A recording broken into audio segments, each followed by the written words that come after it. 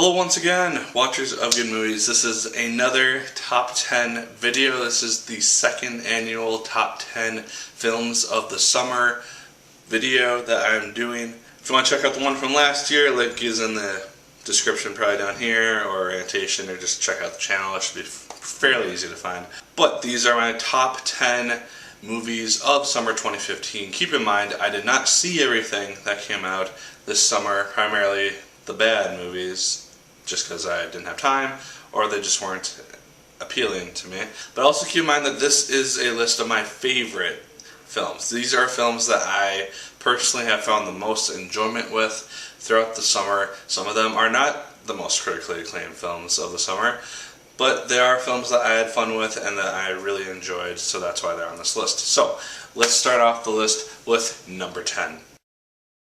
Number 10, maybe surprisingly to some people, is Avengers: Age of Ultron. This film came out right at the very top of the summer, right at the beginning of May, and it was a very good film. It was the second Avengers film, and it worked really, really well. I had fun with it. But just over the last 3 months, the level of entertainment that it gave me, it's just kind of degraded a little bit.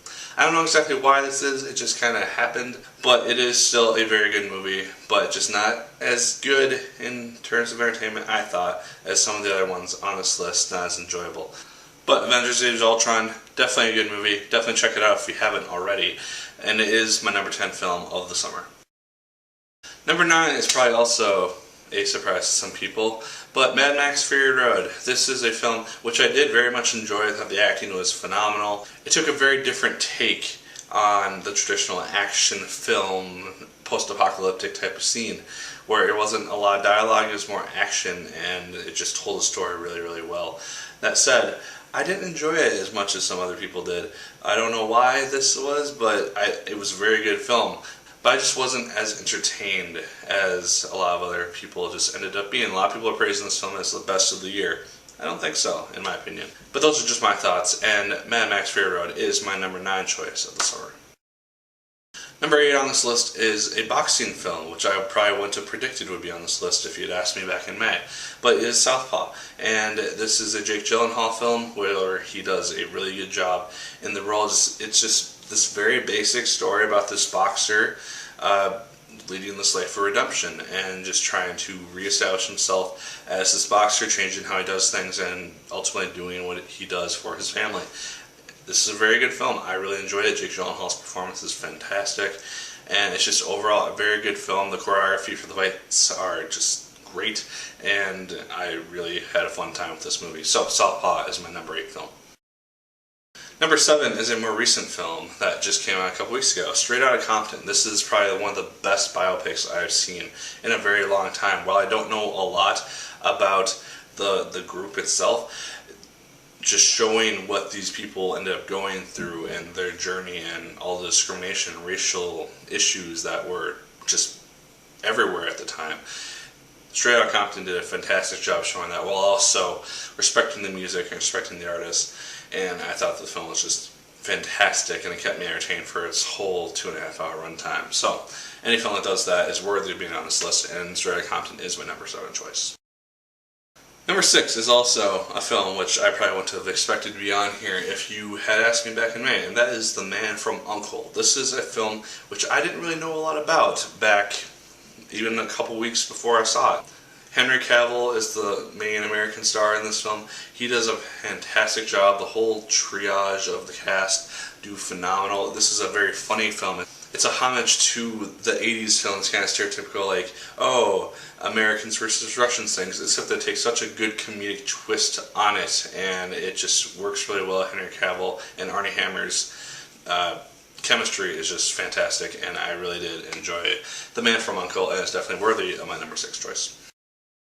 And number 5 on this list might cause a little bit of controversy, but this is Terminator Genisys. Now, hear me out on this. If you'll go back and look at my my actual review of Terminator Genisys, you'll see that I praise Emilia Clarke in just her showcasing of dealing with fate as opposed to choosing your own destiny and deciding kind of what is ultimately right and what, if you have any choice in the matter whatsoever, when you know generally what you are meant to do.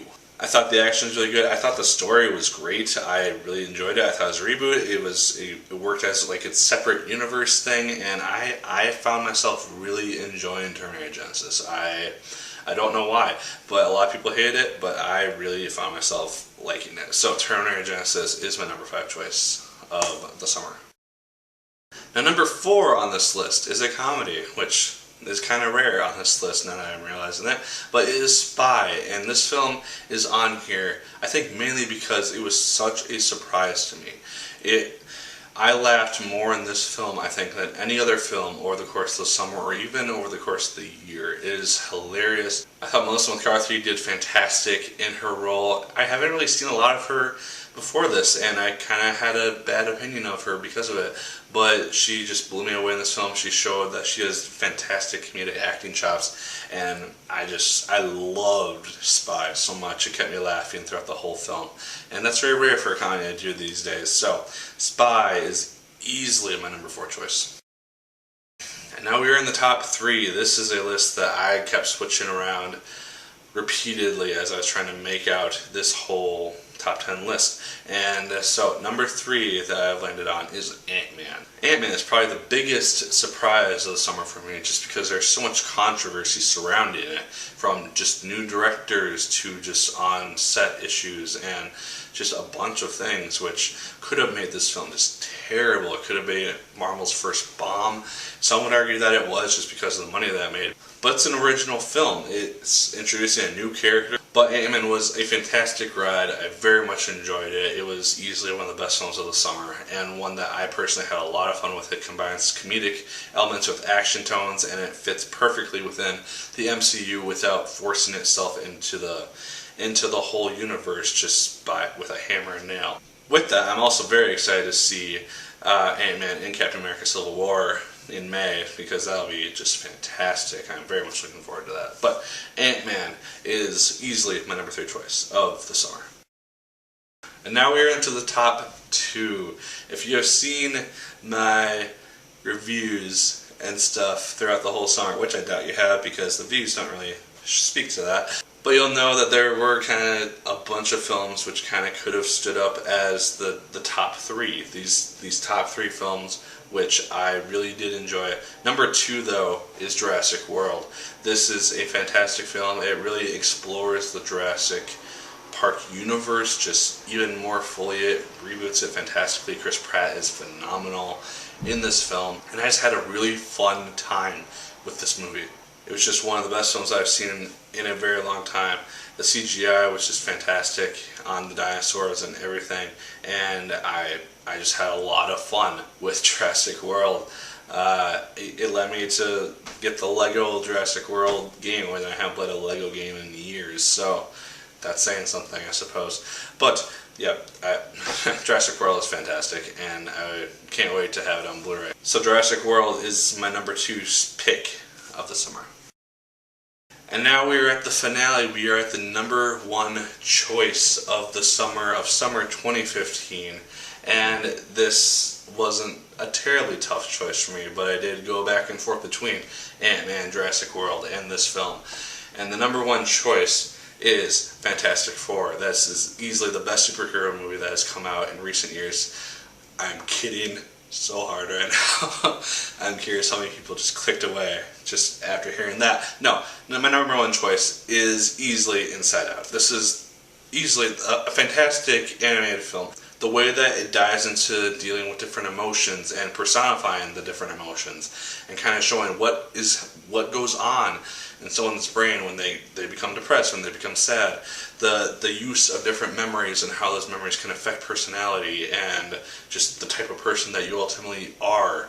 And it worked on so many different levels. It created great entertainment for kids, but then just had so many more deeper meanings for adults, such as a certain imaginary friend that showed up throughout this film.